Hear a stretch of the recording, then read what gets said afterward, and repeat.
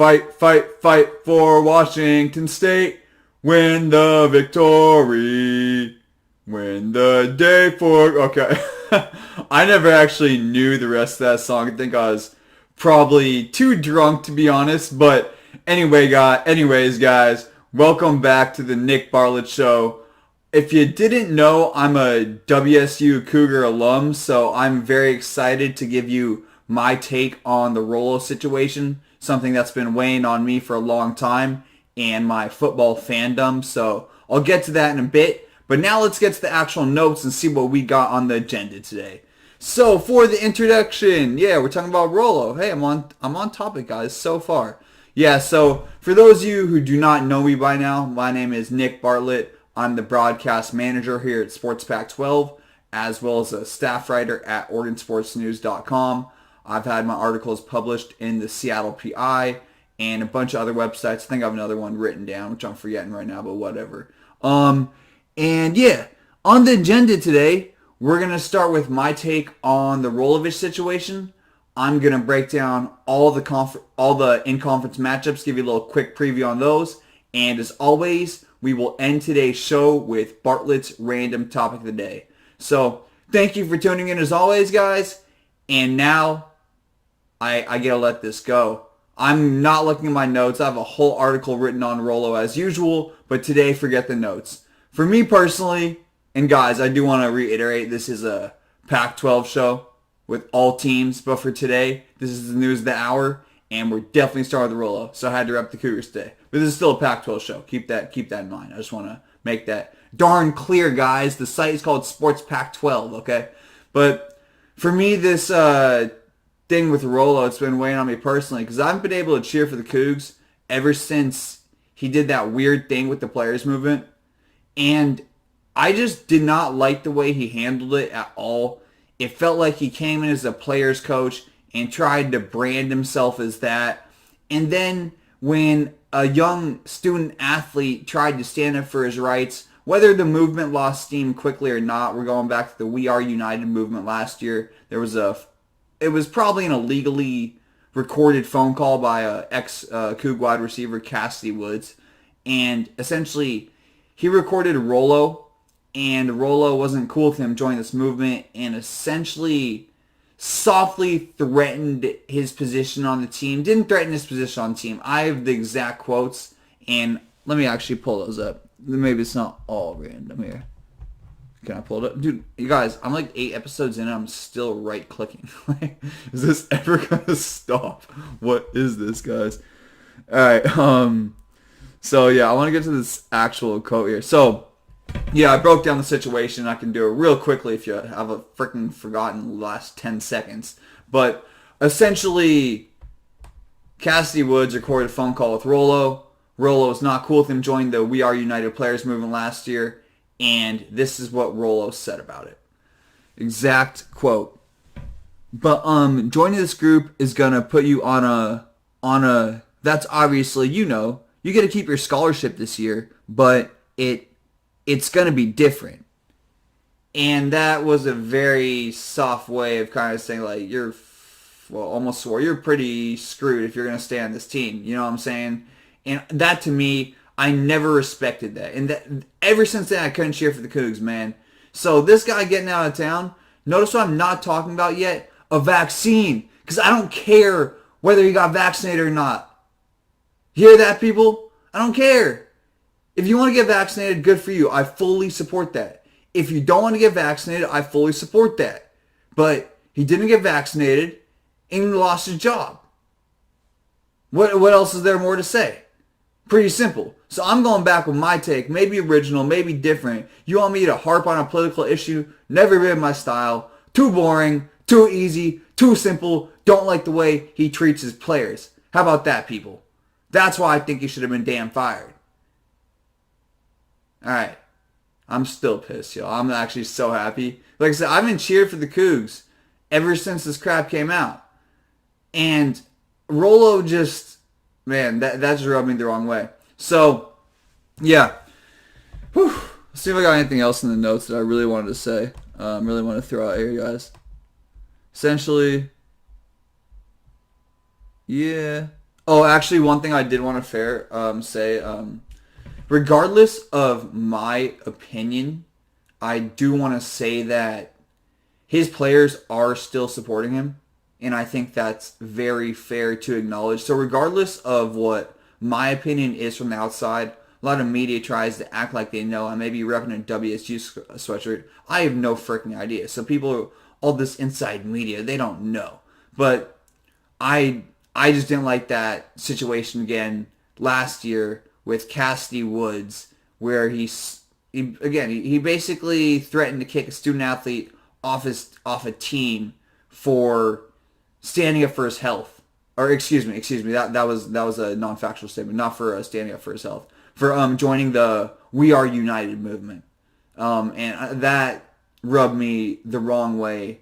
So many freaking just levels, so many freaking levels. Felt really fake. Mike Leach may have been completely ruthless and maybe not the nicest person in the world, saying that nicely, you know what I'm saying? But he wasn't fake. He wasn't fake at all. And Rolo may, yeah. Anyways, let me get to some of the quotes here that the players did say, because again, some of the players really are supporting him, and I think that is very important to get to. So, first off, we have standout quarterback Jalen Watson posted on Twitter the following statement. A real stand-up dude that always stands on what he believes in. Heart was so pure and a true role model to me and my teammates. And he wasn't alone, actually. Starting quarterback Jaden Delora stated the following on Twitter. Words cannot express our profound sadness and disappointment and determination of our coach Nick Rolovich. And Delora then added, he put trust in me and allowed me to grow as a man, both on and off the field. For that reason, actually, I want to slow that down. I was like reading that real fast, like trying to get through the quote. This is the starting quarterback. It's important. So, the last half of that quote was, the first half was kind of basic anyways. It was, Delora then added, Delora said, he put trust in me and allowed me to grow as a man, both on and off the field. For that reason, we strongly disagree with today's decision. So, I can't necessarily comment on a relationship I know nothing about, but of course I'm going to. You know what I'm saying? Isn't that, you know? But I just think I'm not necessarily going to comment on the relationship. I think it may be easier for the star players to stand up for Rolo rather than a third stringer. I think that is important to note.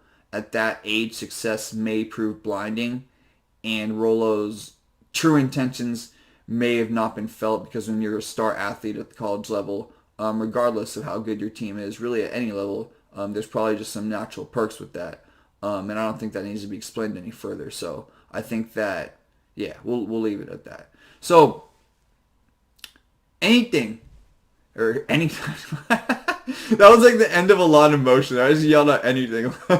But seriously, I want to wrap it up with this on three main thoughts, because that tangent, I felt it. It was all over the place. It was a circle. It's been within me for 2 years. I've been waiting to cheer for my Cougs, and I can't believe they actually fired him. And I'm very just excited to cheer for my team again, guys. That's good for my soul, and I think you guys can understand that. Not like, man, sorry, morals comes before football, and I couldn't cheer for a guy who was like doing weird crap to his players behind closed doors, where a player felt they needed to record him. And yeah, I'll stop there. But the final three, circle, big, important triangle. There's 4 points in the square. Final three triangle circle points is, one, I just don't think that people paid enough attention to the way he treated his player. And that got swept under the rug until this whole vaccine thing came down.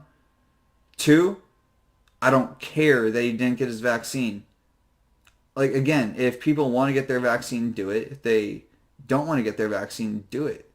Rolo's not some monster because he didn't get a vaccine. That's just ridiculous talk. The guy lost his job, and now to kick him around for no reason, that's just stupid now. He made a choice. He stood for his belief. He stood up for his beliefs, which I fully respect. And plain and simple, there were consequences for his actions, and now he has to live with them. But I think the kick him while he's down, I don't think that's going to make you feel any better about yourself. And the third and final point that I want to say is I'm just so freaking excited to cheer for my Cougs, guys. Oh, I'm excited. I can't watch them this week. I'll be watching that Oregon UCLA game. That's probably gonna take priority. But yeah, I'm just really yeah, really freaking excited to cheer for my Cougs game, guys. So yeah, am I gonna cry now? Am I gonna cry? How long did I talk? 10 minutes. Only 10. I went on a longer rant last week about how the Pac-12 sucks. But now we are gonna get to a little bit more of the meat of the show. I guess that actually is the meat this week. I mean, that's the talk of the town. Usually not my Pullman, outskirts. But now we're gonna get to the quick previews, and yeah, now we're gonna get to the notes, guys. Fun stuff. So, first thing we got here is going to be Washington and Arizona kicking off Friday 7:30. I'll say my score till the end. And the Huskies played. Why am I just reading exactly? But essentially, the Huskies played well against the Bruins, but they really can't stop the run. But guys, do you really want me to waste your time? Let's not start laughing. This is Arizona versus UW. I think we all know that Arizona may be the worst team in the history of the Pac-12. I mean, they're starting to get close to those old school Coug teams. I mean, they're pretty bad now. So Huskies are going to win in a rout. I believe I picked the score to be 35-7, and yeah, that's what I picked it. Let's not waste your time any further.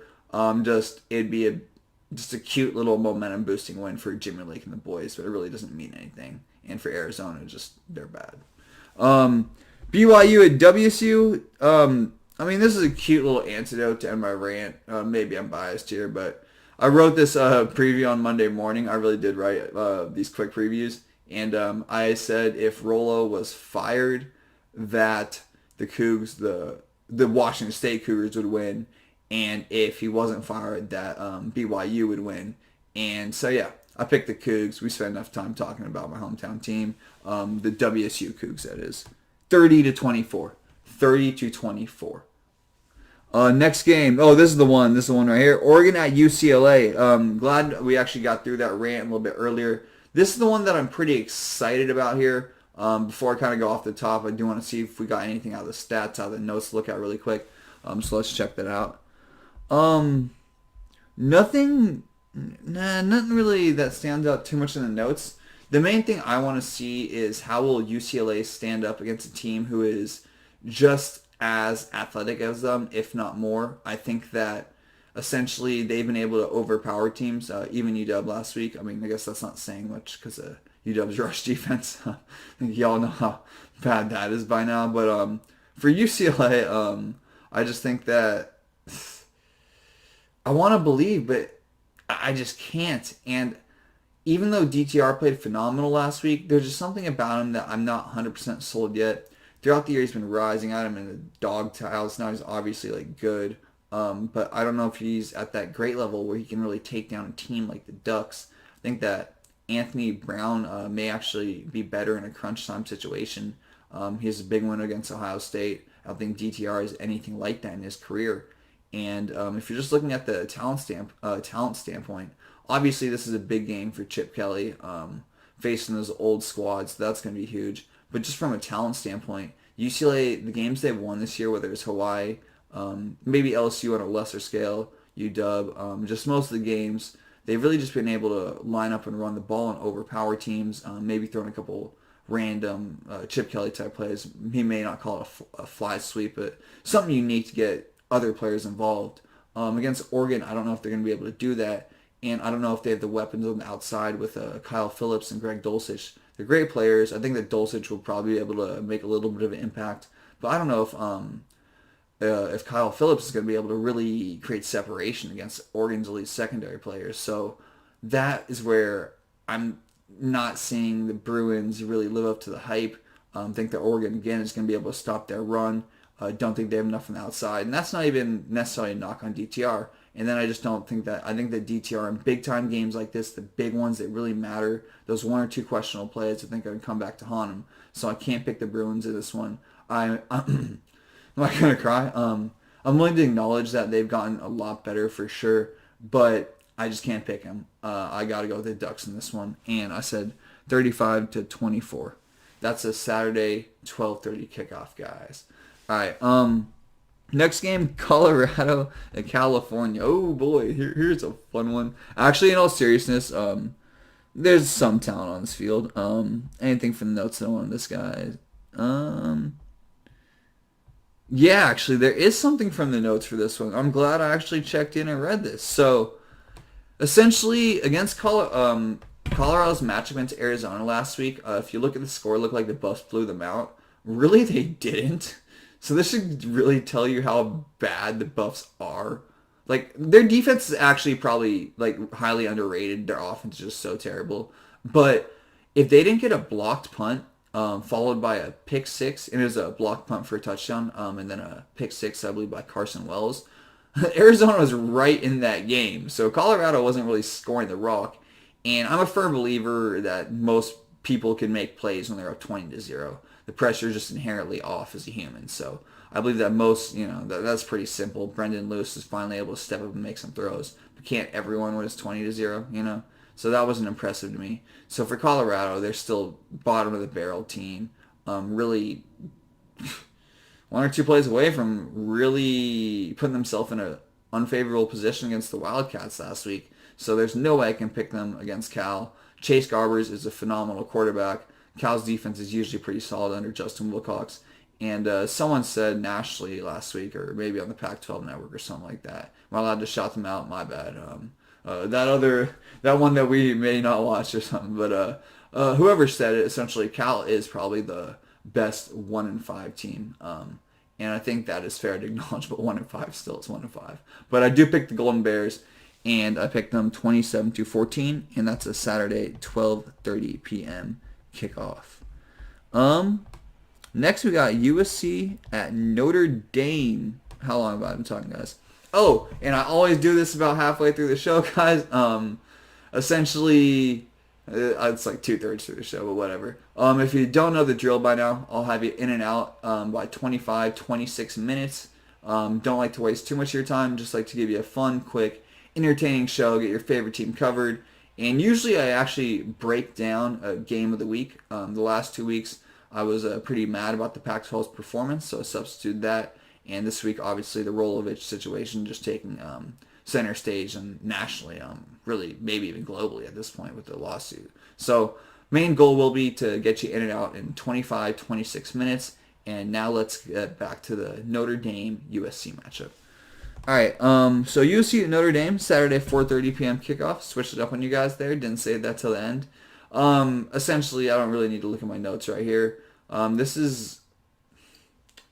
hurts. This really kind of hurts to say, but it's a great team in Notre Dame versus a mediocre team in USC. I can't really sugarcoat it. I just don't think this game is really going to be that close. If you look at some of the wins that Notre Dame has this year, they've beaten Florida State, Virginia Tech, and Wisconsin. USC has already lost to Stanford, Oregon State, and Utah. So, why would we think that anything is going to change in this matchup? I don't even know that new head coach's name anymore, the interim head coach, because he's doing so bad.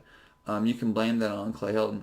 There's probably a lot on him, but it hasn't necessarily felt or looked much better. And I think that maybe a different man may have been able to do something differently. I hate trying to say things softly. I think that whoever stepped in as the interim coach could have done a better job. Still USC, still a lot of talent. Well, there's Clay Helton, this new guy's name, who may not be around for long. Essentially, if they don't, this is USC, play better. You can't just be getting blown out. The talent is there. So let's keep that simple. I'll leave it at that. I believe I picked Notre Dame 37-24. Did I pick that score? Yeah, Notre Dame 37-24. Last game. This is actually a really good game. I'm excited this is not on at the same time as Oregon UCLA. Utah Oregon State. If you just like football, guys, this is a game that's really enjoyable to me. You got two teams that kind of run more of a pro style attack, a lot of rushing, maybe play action, smart football, and I just enjoy matchups like that. Feels like better quality football, higher quality football. The game's faster. Not so many stoppages in the college game, which can happen. Average college game lasts 3 hours and 24 minutes, as we learned last week. So this is just a really good game, and it's meaningful. big bounce back opportunity for the Beavers and for the Utes. It's opportunity to really take control in the South. So the South, the South. But that was forced, guys. Did you feel it? I definitely forced that South one. Sometimes I come off smooth. I force that. But yeah, just a big game. I believe I'm picking the Utes. I just think that they're really on a roll, and it's cool to see. It's really cool to see, and kind of surprising, but cool to see all the same. See if we got anything from the notes. Yeah, just essentially Utah enters this matchup with three victories against WSU, USC, and ASU. I mean, those are three really, maybe not USC and WSU, but three very solid victories. So they're not a bad team by any means necessary. Oregon State is obviously really solid, but I'm going with Utes in this matchup, and I picked them 27-17. That is a 4:30 p.m. kickoff. Dun dun dun. All right, guys. How long has it been? Perfect, perfect. And we're gonna end the show with Bartlett's random topic of the day, which today I'm gonna talk about. Maybe actually still affecting all of us. The full moon. The full moon, guys. So one of my coworkers pointed it out, and like he's like, yeah, it's a full moon. Our students are going to be acting weird. I work with autistic kids, and so I was just looking at people in general. Everyone was just off a little bit. Everyone was just weird, off. Just the energy just was weird, and like even myself, I noticed I was like antsy and just like felt like maybe I drank one too many coffees or maybe like one too many Red Bulls. It felt like I needed to do something. But I was sitting there eating dinner. I'm like, what do I need to do? And I'm not going to go all sciencey or astrology on you. I don't, because that's not my field of expertise. But it was just interesting for someone to point that out and for me to see those behaviors in other people. And then to come home later that night, I was like, dude, I'm eating dinner. Like, why am I freaking antsy? Yeah, that's it, guys. I'm going to come back with a really, really, really good Bartlett's Ram topic today. I've been cutting them short the last couple of weeks. But I felt like you guys got kind of enough off the top stuff with the rants, with the two rants in all seriousness. I do like to have some fun, but we do like to, have, get the game previews in and just give you some cool information. I mean, the Pac-12, as much as I do like to poke fun at it, make fun at it, and call it a inferior conference compared to other conferences, which I still do fully believe. At the same time, it is a big time conference, and many kids, many coaches, many whatever you want to call it, would love to be in the position and love to be cheering for schools of this caliber. And it is just very awesome that we have two and arguably three really good matchups this week if USC wants to actually, play football again. But we should have a really good game in Oregon and UCLA. Should have another really good game in Utah and Oregon State. So should be cool. And again, USC Notre Dame. Who knows? Maybe it's a rivalry technically. So who knows? All right, guys. Wow, 23 minutes, not 26 this week. Concluding and summarizing today's show. Yeah, we started today's show with my take on the firing of Nick Rolovich. Whoa, camera shaking there. Let's not drop in the last 3 minutes. We started with my take on the firing of Nick Rolovich. We then followed that up with my quick previews of all the games in conference.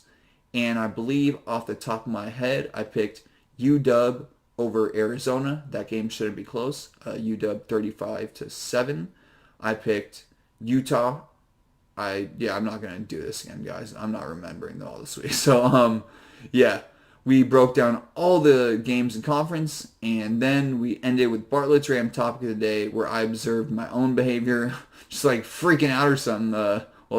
Not freaking out, but just acting weird during a full moon while I was eating my dinner and noticing that other people were acting a little bit off as well. So just something to note and something I never thought about before, and thought it was cool that my coworker brought that to my attention. All right, guys, I'm out. Thank you for tuning in. As always, if you like what you saw, smash that lickety like button. Subscribe. I think I've like all of 2 subscribers in all seriousness right now.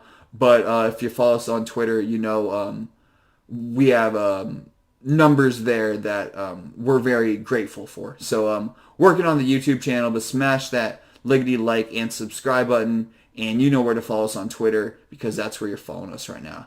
I'm out, guys. Olive oil and hummus, baby.